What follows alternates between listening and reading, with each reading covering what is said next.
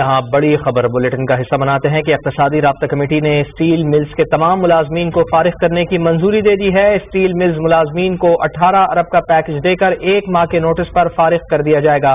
تفصیلات جانتے ہیں، سمجھ نمائندے شکیل احمد ہمارے ساتھ موجود ہیں۔ شکیل، بہت بڑی خبر ہے یہ، اس کی تفصیل کیا ہے بتائیے۔ فواد، یہ بڑا فیصلہ کیا ہے آج اقتصادی رابطہ کمیٹی نے۔ اسٹیل مل کے 9350 ملازمین کو 1 ماہ کے نوٹس پر فارغ کرنے کا فیصلہ کیا گیا ہے۔ 18 ارب روپے کا پیکج دیا جائے گا ان ملازمین کو جن کو نوکری سے نکالا جائے گا۔ 23 لاکھ روپے تقریباً فی کس بنتے ہیں، لیکن 250 افراد جو ہیں اسٹیل مل کے وہ انتظامی عہدوں پر اگلے 3 ماہ تک برقرار رہیں گے۔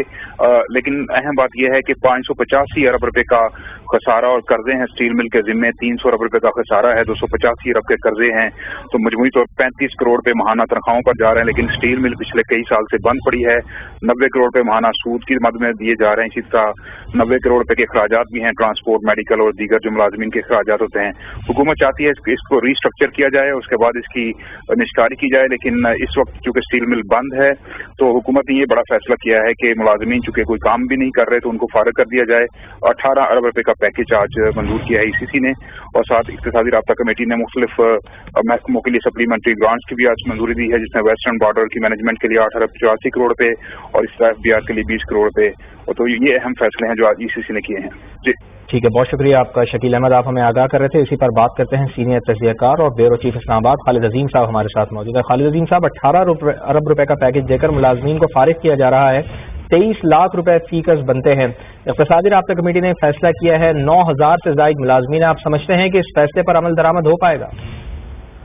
دیکھیں جی، ایک خاصا مشکل یہ فیصلہ ہے اور اس میں یہ پہلو بھی دیکھنے کی ضرورت ہے کہ اگرچہ وہ کام نہیں کر رہے، لیکن وہ کام کیوں نہیں کر رہے؟ آپ نے اسٹیل مل کو آخری وہ یہیں سے پہلے کام کرتے رہے ہیں، آپ کو ریوائو کرنے کے لیے آپ نے پتہ نہیں کتنی کمیٹیاں بنائی، اور رزاق داؤد صاحب جو ہیں وہ ان کی سربراہی میں کئی اجلاس بھی اس کے ہوئے، آپ نے کنسلٹنٹ بھی مقرر کیا، لیکن آپ اس بل کو چلا نہیں سکے ہیں۔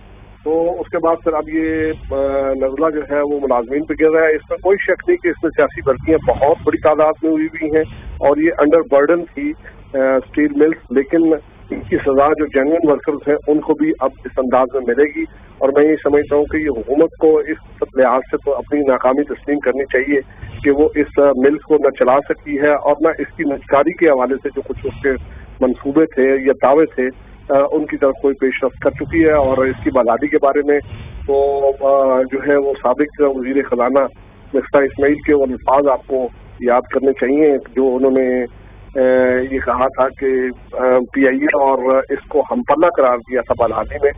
اب صورتحال یہ ہے کہ اس میں بھی کوئی شک نہیں کہ حکومت کو ایک اچھا خاصا برڈن جو ہے وہ سہنا پڑ رہا تھا، اور ہر سال اربوں روپے صرف اس کو جاری رکھنے کے لیے، لوگوں کی ملازمت کو جاری رکھنے کے لیے وہ گرانٹ رقم دے رہے تھے، اور ایسا اگر کوئی پرائیویٹ یونٹ ہوتا تو وہ یقینی طور پہ اب تک بیچ باچ کے اس سائٹ میں ہو چکا ہوتا۔ جو منافع میں کاروبار نہ چل رہا ہو اس کے لیے اس کو چلانا جو ہے وہ بڑا مشکل ہے۔ اس میں جو اگر تفصیل سے بات کی جائے تو ایک شعبہ، ایک پہلو نہیں ہے، بے تحاشا ایسے پہلو ہیں جس کو کہا جا سکتا ہے کہ وہ اسٹیل ملز کو ناکارہ کرنے کا موجب بنے ہیں۔ اسٹیل ملز ایک زمانے میں پرویز مشرف صاحب کے زمانے میں جب دوبارہ چلی تھی تو اس میں یہ منافع بخش ادارے کے طور پہ بھی رہی ہے، لیکن بعد میں جو ہے وہ اس کا پھر وہ وہی حال ہو گیا۔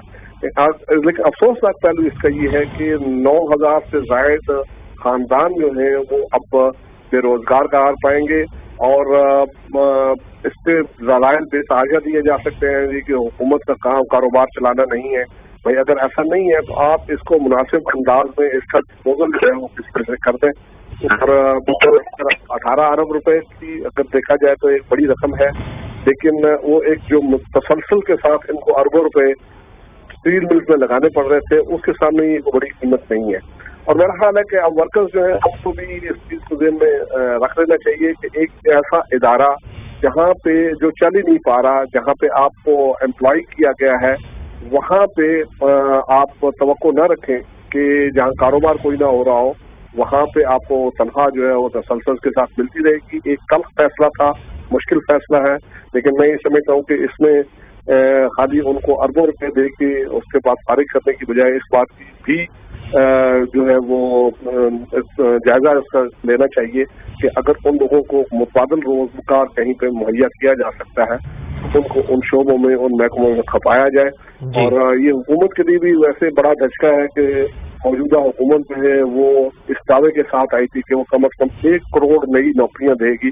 تو کجا یہ کہ کچھ لوگ جو ہیں وہ روزگار سے جاتے رہے محروم ہو جائے.